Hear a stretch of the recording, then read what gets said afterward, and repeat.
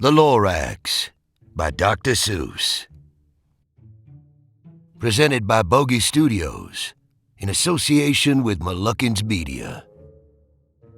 At the far end of town, where the grickle grass grows, and the wind smells slow and sour when it blows, and no birds ever sing, excepting old crows, is the street of the lifted Lorax. And deep in the grickle grass, some people say, if you look deep enough, you can still see today where the Lorax once stood, just as long as it could, before somebody lifted the Lorax away. What was the Lorax? Why was it there? Why was it lifted and taken somewhere from the far end of town where the grickle grass grows? The old Onceler still lives here. Ask him. He knows. You won't see the Onceler. Don't knock at his door. He stays in his lurkum on top of his store. He lurks in his lurkum, cold under the roof, where he makes his own clothes out of muffled moof. And on special dank midnights in August, he peeks out of the shutters. And sometimes he speaks and tells how the Lorax was lifted away. He'll tell you, perhaps, if you're willing to pay. On the end of a rope, he lets down a tin pail, and you have to toss in 15 cents and a nail, in the shell of a great-great-great-grandfather snail. And then he pulls up the pail, makes a most careful count to see if you paid him the proper amount. Then he hides what you paid him away in his snub, his secret strange hole, in his grubulous glove. Then he grunts. I will call you by whisper my phone, for the secrets I tell are for your ears alone. Slop! Down slops the whisper my phone to your ear, and the old Onceler's whispers are not very clear, since they had to come down through a snuggly hose, and he sounds as if he had smallish bees up his nose. Now I'll tell you, he says, with his teeth sounding gray, how the Lorax got lifted and taken away. It all started way back, such a long time back. Way back in the days when the grass was still green, and the pond was still wet, and the clouds were still clean, and the song of the swummy swans rang out in space. One morning I came to this glorious place, and I first saw the trees, the Truffula trees, a bright-colored tufts of the Truffula trees, mile after mile in the fresh morning breeze. And under the trees I saw brown barbaloots, frisking about in their barbaloot suits, as they played in the shade and ate Truffula fruits. From the ripulous pond came the comfortable sound of the humming fish humming while splashing around. But those trees, those Truffula trees. All my life I've been searching for trees such as these. A touch of their tufts was much softer than silk, and they had the sweet smell of fresh butterfly milk. I felt a great leaping of joy in my heart. I know just what I'd do. I unloaded my cart. In no time at all, I had built a small shop. Then I chopped down a Truffula tree with one chop, and with great skillful skill and with great speedy speed, I took the soft tuft, and I knitted a thunade. The instant I'd finished, I heard a gazump. I looked. I saw something pop out of the stump of the tree I chopped down. It was sort of a man. Describe him?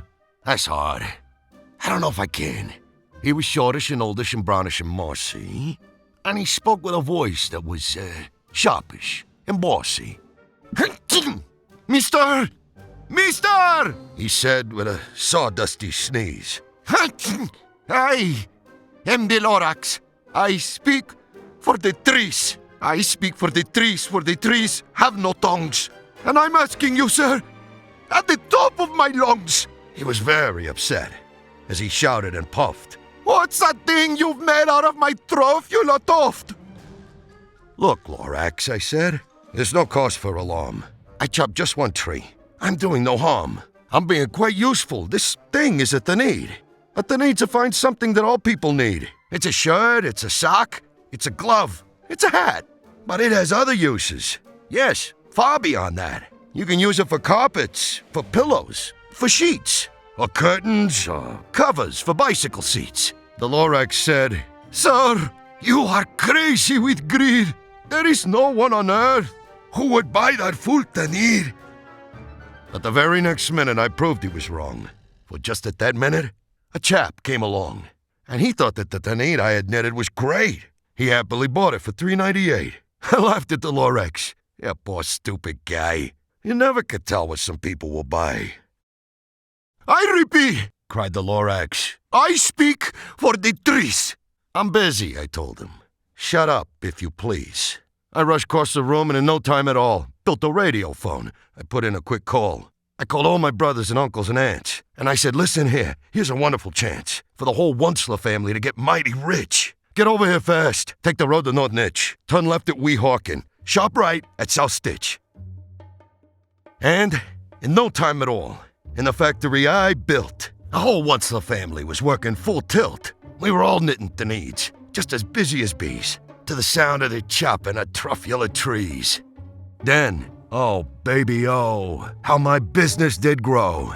Now chopping one tree at a time was too slow, so I quickly invented my super axe hacker, which whacked off 4 Truffula trees at one smacker. We were making the needs 4 times as fast as before, and that Lorax, he didn't show up anymore. But the next week, he knocked on my new office door. He snapped. "I'm the Lorax who speaks for the trees, which you seem to be chopping as fast as you please. But I'm also in charge of the brown barbalots, who played in the shade in the barbalot sots, and happily lived eating Truffula fruits. Now, thanks to your hacking my trees to the ground, there's not enough Truffula fruit to go around, and my poor barbalots are all getting the crummies because they have gas and no food in their tummies. They love living here, but I can't let them stay. They'll have to find food, and I hope that they may. Good luck, boys!" He cried, and he sent them away. I, the Onceler, felt sad as I watched them all go. But business is business. A business must grow, regardless of crummies and tummies, you know? I meant no harm, I most truly did not. But I had to grow bigger, so bigger I got. I biggered my factory. I biggered my roads. I biggered my wagons. I biggered the loads. Of the Tanids I shipped out, I was shipping them forth.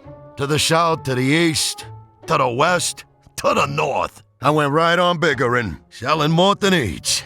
And biggered my money, which everyone needs. Then again, he came back. I was fixing some pipes, and that old nuisance Lorax came back with more gripes. "I am the Lorax." "I am the Lorax." He coughed and he whiffed.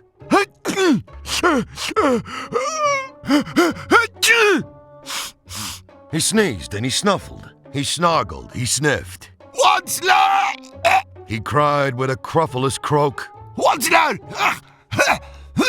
You're making so smugly smoke! My poor swommy swans, why, they can't sing a note. No one can sing who is smoking his throat." "And so," said the Lorax, "please pardon my cough. They cannot live here, so I'm sending them off. Where will they go? I don't hopefully know. They may have to fly for a month or a year to escape from the smoke you've smoked up around here." "What's more," snapped the Lorax, his dander was up, "let me say a few words about Gloopity Glop. Your machinery chugs on day and night without stop, making Gloopity Glop also sloppity slop. And what do you do with this leftover go? Oh, I show you! You dirty old Onceler man, you!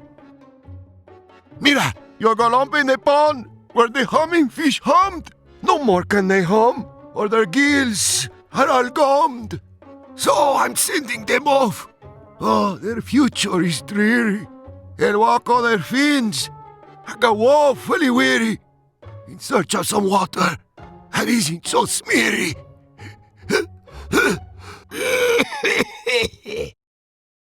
And then I got mad. I got terribly mad. I yelled at the Lorax. "Now listen here, Dad.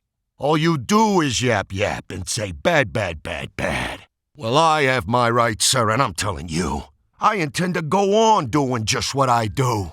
And for your information, you Lorax, I'm figuring. I'm biggerin', and biggerin', and biggerin', and biggerin', turning more Truffula trees into the needs, which everyone needs. And at that very moment, we heard a loud whack. From outside in the fields came a sickening smack of an axe on a tree. Then we heard the tree fall. The very last Truffula tree of them all. No more trees. No more the needs. No more work to be done.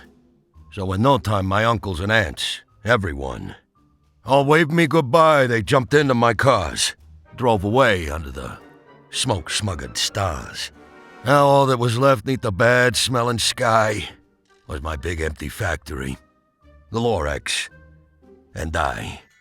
The Lorax said nothing, just gave me a glance, just gave me a very sad backward glance, as he lifted himself by the seat of his pants, and I'll never forget the grim look on his face when he hoisted himself and took leave of this place through a hole in the smog, without leaving a trace. And all that the Lorax left here in this mess was a small pile of rocks with the one word, unless, whatever that meant. Well, I just couldn't guess. That was long, long ago. But each day since that day, I've sat here and worried away through the years while my buildings have fallen apart. I've worried about it with all of my heart. But now, says the Onceler, now that you're here, the word of the Lorax seems perfectly clear. Unless someone like you cares a whole awful lot, nothing is going to get better. It's not. So, catch, calls the Onceler. He lets something fall. It's a Truffula seed. It's the last one of all. You're in charge of the last of the Truffula seeds. And Truffula trees are what everyone needs. Plant a new Truffula, treat it with care, give it clean water, and feed it fresh air. Grow a forest, protect it from axes that hack. And then the Lorax and all of his friends may come back. Hey kid, what are you waiting for? Plant the seed already.